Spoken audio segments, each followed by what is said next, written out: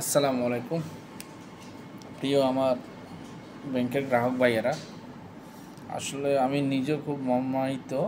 এর কারণ হচ্ছে আমাদের কিছু কিছু ব্যাংকে টাকা জমা হচ্ছে না এবং কিছু কিছু গ্রাহক ব্যাংকে গেলে আমাদের হয়রানির শিকার হতে হয়। তো যাক, আমি ব্যাংক কর্তৃপক্ষের দৃষ্টি আকর্ষণ করে একটি কথা বলবো, সেটা হচ্ছে আপনারা রেমিটেন্স সিস্টেমটা চেক করবেন।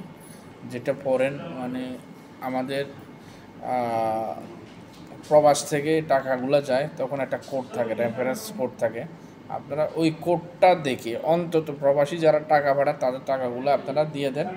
আর যারা আপনাদের ব্যক্তিগত রাজনৈতিকভাবে আপনাদের শিকার বা আপনারা ওদের অ্যাকাউন্ট ব্লক করে রাখেন, আপনারা তো জানেন, আপনারা যাদের অ্যাকাউন্টগুলো ব্লক করবেন তাদের এগুলো ব্লক লিস্টে রাখেন।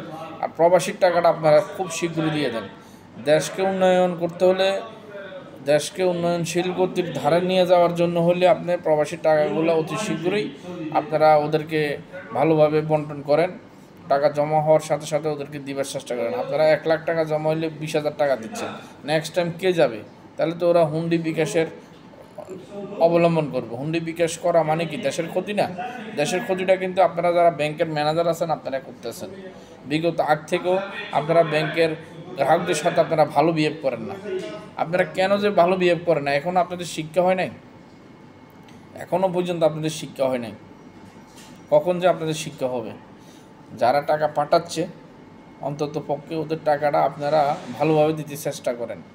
আপনারা ওদেরকে হয়রানির শিকার করেন। আপনারা যেহেতু ব্যাংকে চাকরি করেন, আপনাদেরকে কিছু কিছু প্রোডাক্ট শিখে নিতে হবে।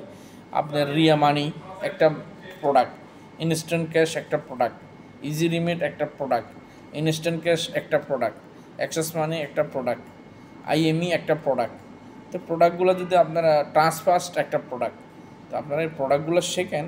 এই প্রোডাক্টের মানে টিএফের কটা ডিজিটে টাকা আসে, ইনস্ট্যান্ট ক্যাশ কটা ডিজিটে টাকা আসে, ওয়েস্টার্নে কটা ডিজিটে টাকা আসে, এগুলো শিখিয়ে আগে আপনারা ব্যাংকে বসেন। আপনারা যে কোনো সময়, আবার আমরা যদি ডাইরেক্ট ব্যাংকের মাধ্যমে পাঠাই, অনেক সময় আপনারা বলেন যে টাকা আসে নাই। টাকা আসে নাই শব্দটা কেন বলেন? আগে আপনারা সিস্টেমটা চেক করেন। চেক করে ওদেরকে বলেন যে যে টাকা আসে না। আপনারা চেক করার আগে ওদেরকে বলে দিচ্ছেন যে টাকা আসে নাই, সেটা কিন্তু আমি আপনাদের উপরে দোষ চাপাবো। মানে টাকা আপনাদের সংখ্যাটা দেখলে বুঝতে পারেন এটা কোন সিস্টেমে টাকাটা আসছে। প্লিজ অনুগ্রহ করে আপনারা ভালো সার্ভিস দিতে চেষ্টা করেন। আপনারা আজকে 15 বছর আমি আপনাদের সার্ভিস দেখতেছি, উন্নত হয় নাই। আমাদের বাংলাদেশ ব্যাংক সেক্টর এখন উন্নত করতে পারেন নাই। গ্রাহকদেরকে ভালো সার্ভিস দিতে পারতেছেন না। আপনারা সব সাইডে উন্নত করতে পারলেও ব্যাংকিং সেক্টরটা আপনারা উন্নত করতে পারেন নাই। এই যে এটা আমাদের দোষ, আমরা সব কিছু গভর্নমেন্টের দোষ দিব যে গভর্নমেন্টে আসুক। আরে ভাই, একটা গভর্নমেন্টের আপনারা গভর্নমেন্টের উপর দোষ দিবার আগে নিজের দোষটা দেন না। আমরা নিজেরাই তো একটা ঘর কন্ট্রোল করতে পারি না, সমাজ কন্ট্রোল করতে পারি না। তো একজন সরকারকে আমরা সাহায্য করতে হবে, সহযোগিতা করতে হবে দেশটা চালানোর জন্য। আমরা কজনে সহযোগিতা করি দেশ চালানোর জন্য সরকারকে? তো সরকার বিব্রত হবে না কে হবে? নিজের ঘরে তো আমরা ঠিক করতে পারি না। তো মেন কথা হলো ব্যাংকিং সেক্টরগুলো আপনারা ঠিক করেন প্লিজ।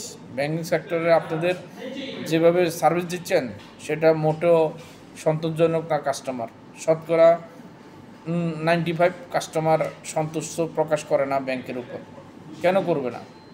ব্যাংকের প্রতি ওরা আগ্রহ হবে কীভাবে আপনারা সার্ভিস ভালোভাবে না দিলে?